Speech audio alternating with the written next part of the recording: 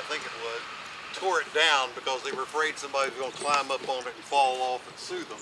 So there's nothing left of it now, but the ruins were there. But you can see there were several dams, well, this dam is still here that ran the sluice. The big wheel was on this side to run this one.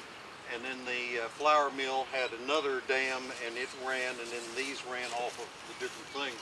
So they were doing planing, they were doing all sorts of things. The cotton mill was 3 stories high. There's a good picture of it, what it looked like in the 1860s. Those had, it was actually done in 1870. Excuse me? Go back to the sign.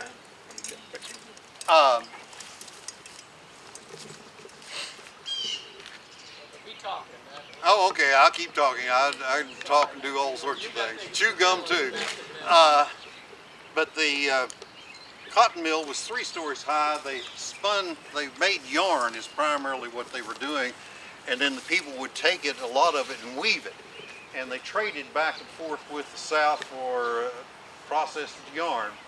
When the Union forces came in, when I was telling you earlier about Henrietta Lenoir, they came in here. You read reports from the war from both sides, and sometimes you wonder if they're talking about the same thing.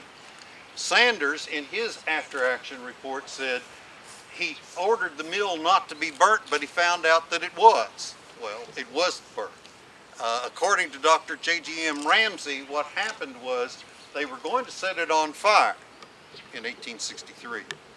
And Dr. Benjamin Lenoir, who was a Mason, came out and made Masonic symbols, and they didn't burn it, but they pulled 130 bales of cotton out and set it on fire, which is a huge amount of cotton if you stop and think about it.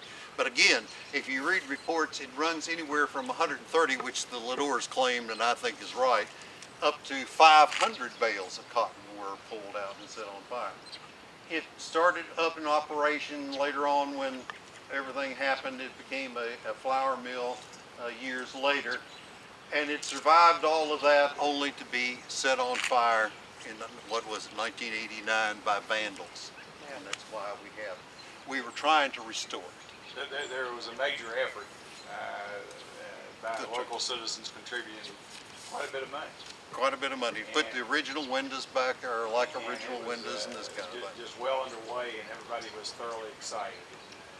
It was a terrible, a terrible loss of history of what folks would have been able to see. But you know, we're proud that this much survived. Yes. But anyhow, there's